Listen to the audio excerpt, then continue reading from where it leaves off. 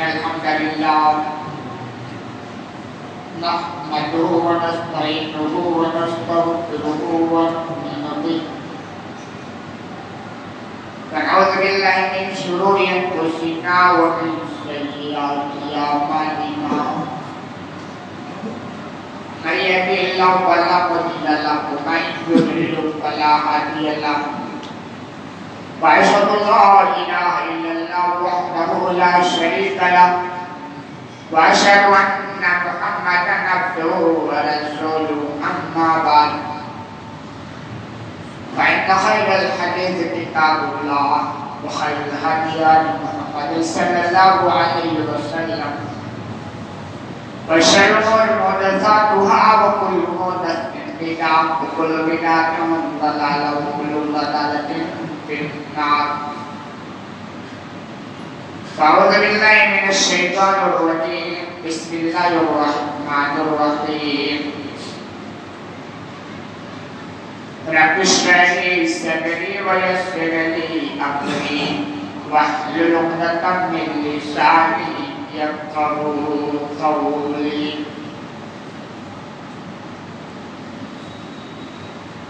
برادران اسلام، حاضرین جمعہ، دینی و ملی بھائیوں، بزرگوں اور دوستوں اور اسلامی ماں اور بہنوں اور عزیز بچوں،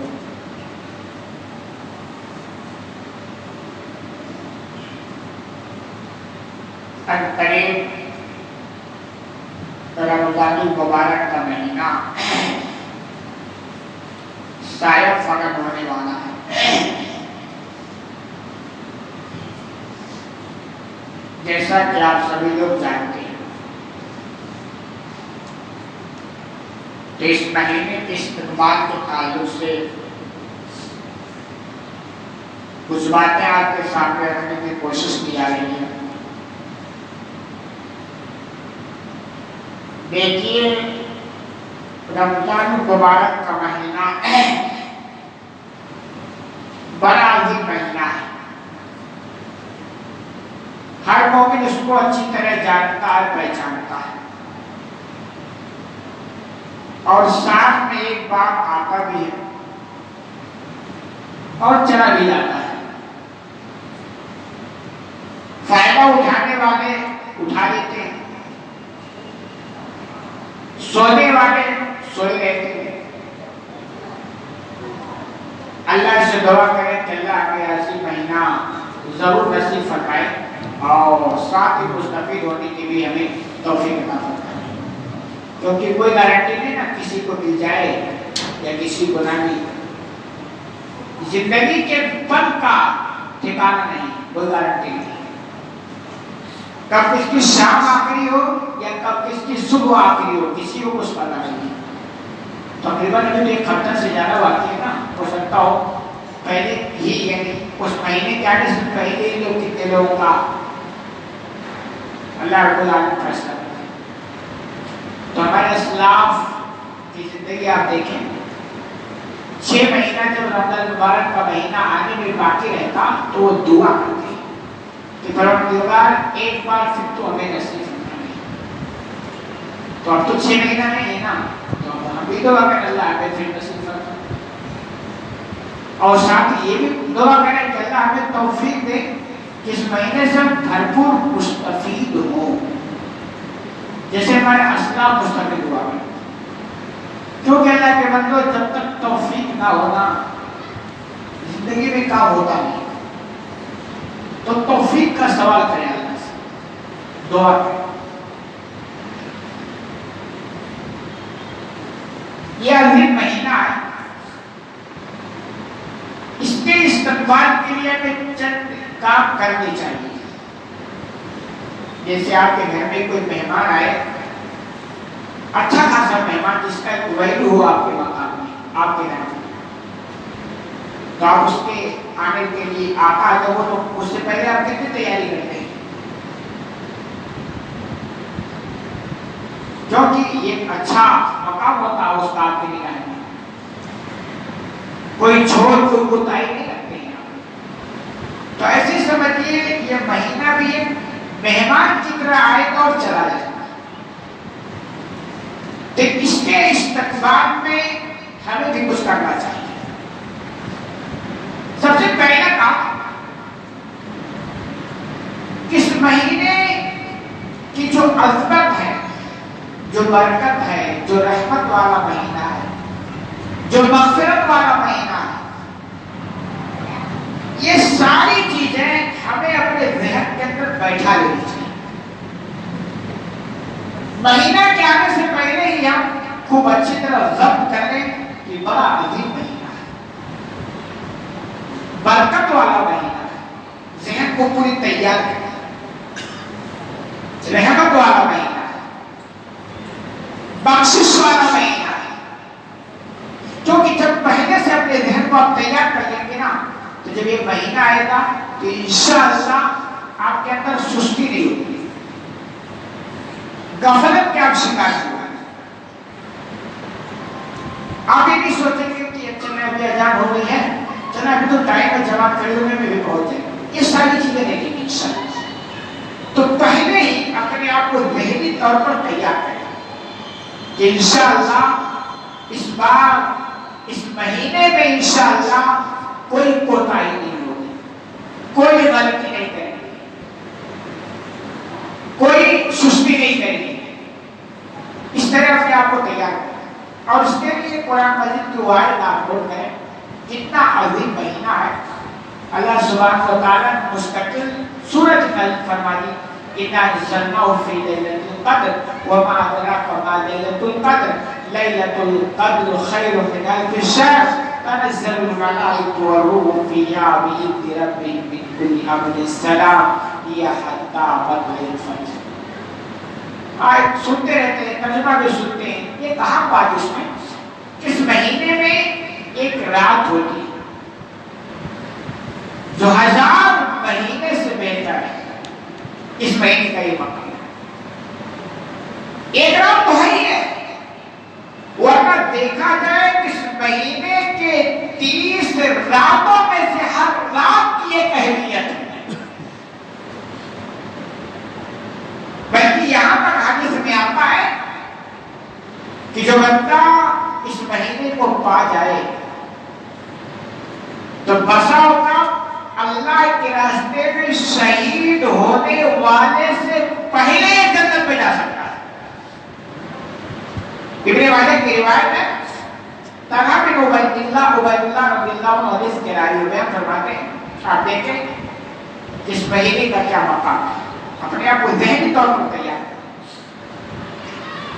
یہ مرتبہ آپ صلی اللہ علیہ وسلم کے پاس 2 آدمی آئے اور وہ دونوں آدمی ایک ساتھ مسلمان ہو گئے آپ صلی اللہ علیہ وسلم کے ہاتھ میں. ان میں سے ایک آدمی بڑا محنتی تھا. ہوتا آدمی الگ الگ کوالٹی کے ہوتے تھے، بڑا محنتی تھا.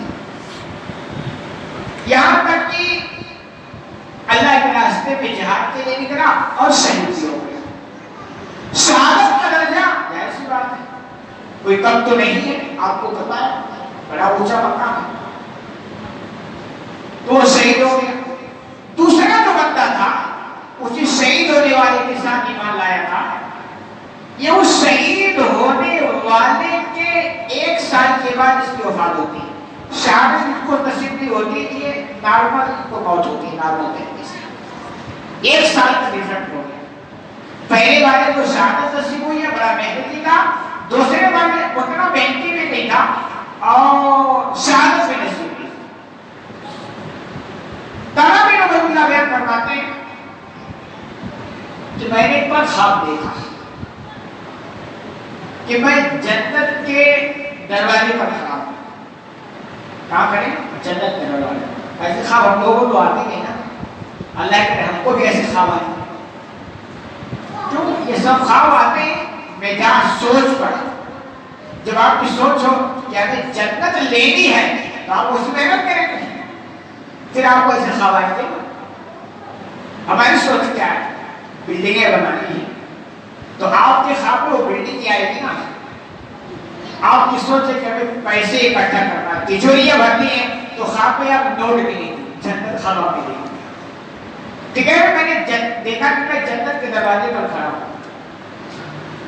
اور مجھے یہ دونوں شخص وہاں نظر آتے ہیں. اور دونوں جو ایک شہادت نصیب ہوئی ہے اور اس شہید ہونے والے کے 1 سال بعد اس کی وفات ہوئی ہے، یہ دونوں مجھے وہاں نظر آئے. جب نظر آئے تو میں نے دیکھا جنت کے اندر سے ایک آدمی نکلتا ہے اور جو شہید نہیں ہوا ہے، جس کی وفات پاک بھی ہوئی ہے، اس کو لے کر کے جنت کے اندر داخلہ کر دیتا ہے. اس کے کچھ دیر کے بعد پھر وہی آدمی نکلتا ہے، اب شہید ہونے والوں کو لے کر جنت میں جا رہا ہے. یعنی پہلے کون جا رہا ہے؟ جو شہید نہیں ہوا وہ جنت میں جا رہا ہے، اور جو شہید ہوا ہے اتنا بڑا مقام حاصل کیا ہے، یہ اس شخص کے بعد میں جنت میں جا رہا ہے. وہ کہہ رہے یہ سب میں نے دیکھا.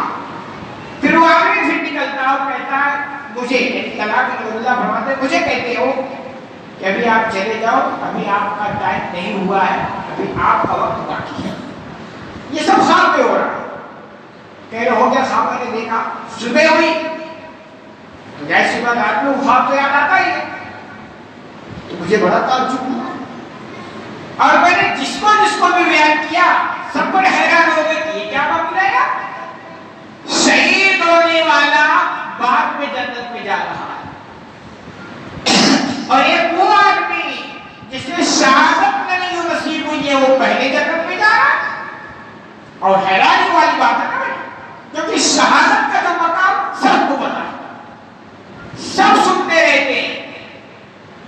اور میدان جہاد میں جانے کے لیے تو لوگ منتظر رہا کرتے تھے کہ ہمارا نمبر آ جائے گا، کیونکہ شہادت کا جو مقام وہ سب سنتے ہیں. بہرحال یہ خبر جب آپ صلی اللہ علیہ وسلم کو پہنچی تو آپ صلی اللہ علیہ وسلم نے صحابہ سے فرمایا من اجل ذلک تعجبون. اس میں تعجب کی کیا بات ہے؟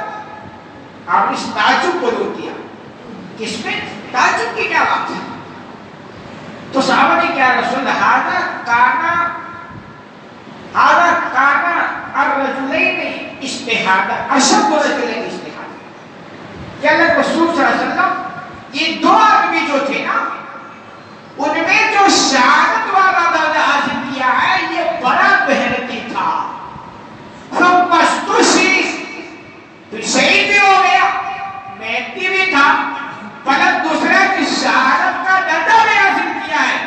ودخل هذا الاخر الجنة قبلا، لیکن جو شہید نہیں ہوا وہ پہلے جنت میں چلا گیا. تو تعجب کی یہ بات ہے.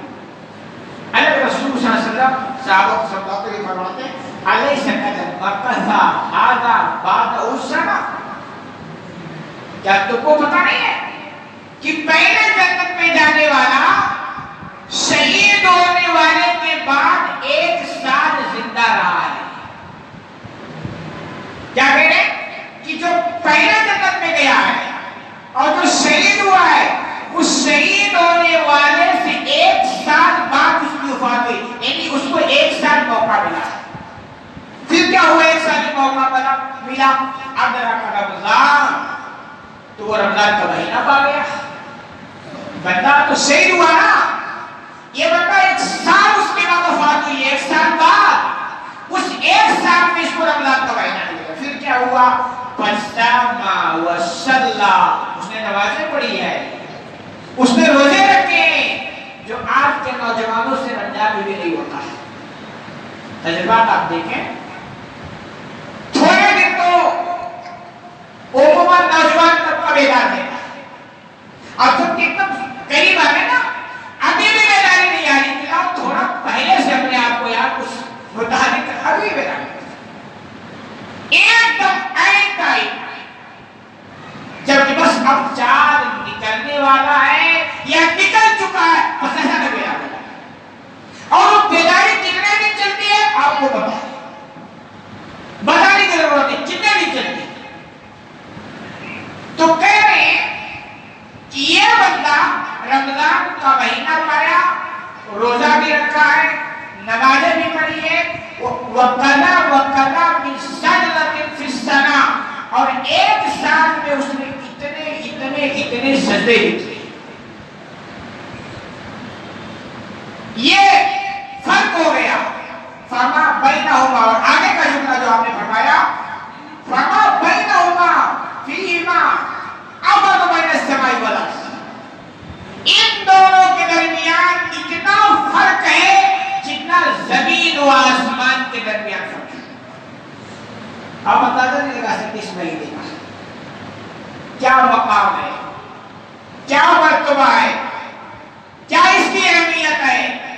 آپ تصور کی دنیا میں کھو کر کیا تھا پتہ نہیں لگا سکتے کہ ایک بندہ اگر رمضان کا مہینہ پا جائے اور اس میں وہ کوشش کر لے، محنت کر لے، تو شہید ہونے والے سے پہلے وہ جنت میں جا سکتا ہے. یہ مقام اس مہینے کا ہے. لیکن یہ مہینہ الحمدللہ آتا بھی ہے اور نصیب بھی ہوتا ہے اور چلا بھی آتا ہے، اور توفیق چند لوگوں کے سوا آپ لوگوں کو نہیں ہوتی. اس کی وجہ کیا ہے؟ وجہ یہ کہ کوشش ہی نہیں کرتے، ہمارے اندر طلب ہی نہیں ہوتی ہے، ہمارے اندر فکر جاگتا ہی نہیں ہے، پھر تبدیلی کہاں سے آئے گی؟ تو ایک چیز تو ہم یہ کریں استقبال کے تعلق سے کہ اپنے آپ کو ذہنی طور پر اس مہینے کے تعلق سے تیار کریں کہ برابر عظیم مہینہ آنے والا ہے، ہم اس میں بالکل سستی، غفلت، کوتاہی نہیں کرتے، کوئی غلطی ہم سے نہ ہونے پائے، اور بھرپور محنت کریں گے، ہر طرح کی نیکی ہم اس میں کرنے کی کوشش کریں گے. یہ تیاری کریں گے. پھر انشاءاللہ آپ دیکھیں کیا مزہ ملتا ہے اس مہینے کا. دوسرا کام یہ کہ یہ مہینہ ایک نعمت والا مہینہ ہے.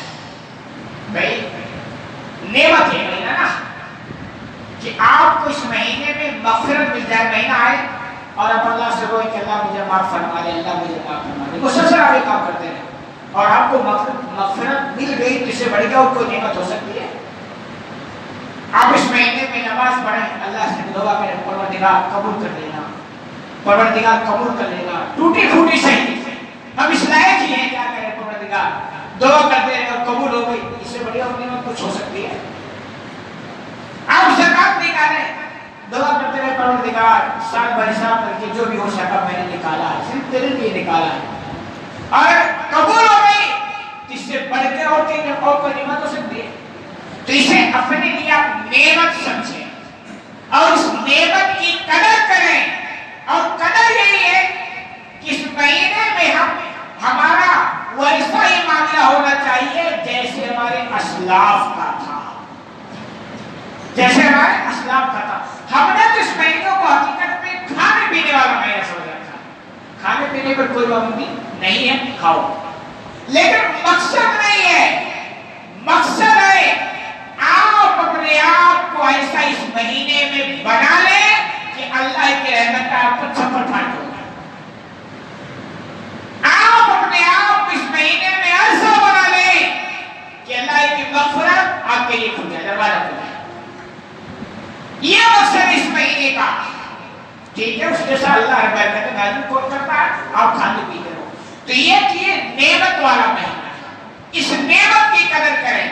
اور جب اس نعمت کی قدر کریں گے نا تو اللہ بار بار آپ کو یہ مہینہ بھی عطا فرمائے گا اور اس میں کچھ کرنے گزرنے کی توفیق بھی عطا فرمائے گا. چنانچہ اللہ سبحانہ و تعالی قرآن کریم فرماتے ہیں وَإِذْ تَعَذَّنَ رَبُّكُمْ، کہ تمہارے رب نے تو اعلان کر دیا ہے لَئِن شَكَرْتُمْ لَأَزِيدَنَّكُمْ، کہ اگر تم شکر گزار بنو گے تو ہم تمہیں اور دیں گے.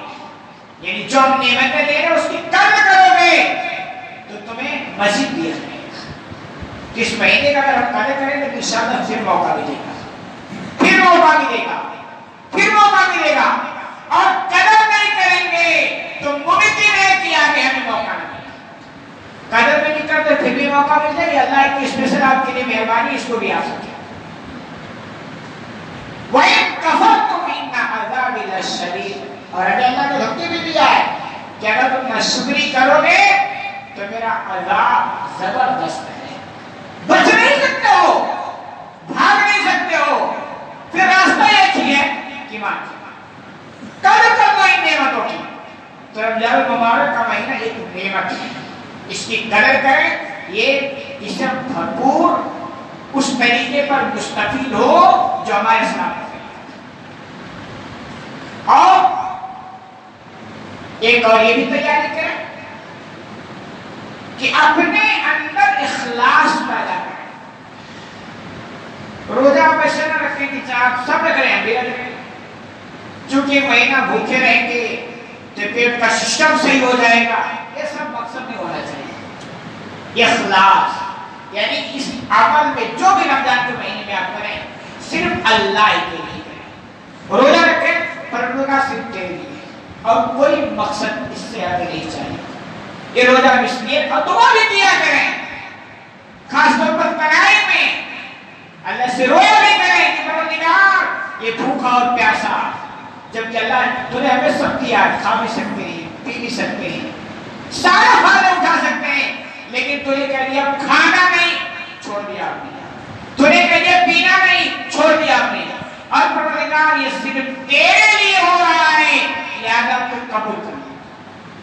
تو اخلاص وَمَا أُمِرُوا إِلَّا لِيَعْبُدُوا اللَّهَ مُخْلِصِينَ لَهُ الدِّينَ حُنَفَاءَ، کہ انہیں تو اسی وقت حکم دیا گیا تھا کہ دین کا سارا کام یکسو ہو کر خالص اللہ کے لیے.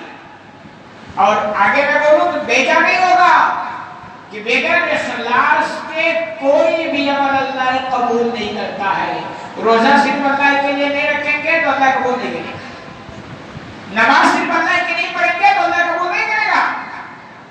زکات بھی آپ اس مہینے میں دیتے ہیں اخلاص کے ساتھ نکالیں ورنہ اللہ قبول نہیں کرے گا. جو کچھ خرچ اس مہینے میں کرتے ہیں اس میں اخلاص لے آنا لازمی ہے ورنہ اللہ قبول نہیں کرے گا. اخلاص کا مطلب یہ ہوتا ہے کہ بندہ یہ کام صرف اللہ کے لیے کرتا ہے، اور اللہ کہے گا بندہ جب تم میرے لیے کرتا ہی نہیں ہے تو میں قبول کیوں کروں.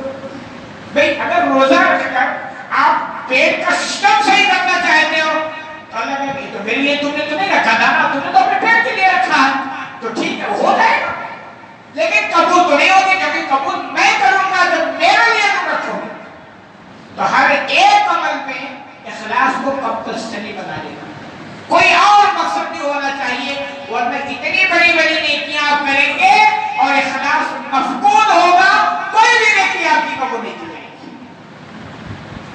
اس کا خیال کریں کہ اخلاص ہمارے ہر عمل میں ہونا چاہیے. اور دوسرے مقام پہ اللہ فرمایا من کان یرید الحیات الدنیا وزینتها نوفی الیہم اعمالهم فیہا وهم فیہا لا یبخسون، کہ جو اعمال سے دنیا اور اس کی زیب و زینت چاہتا ہے ہم ان کو ان کے اعمال کا اس دنیا میں پورا پورا بدلہ دے دیں گے، کچھ کمی نہیں کریں گے.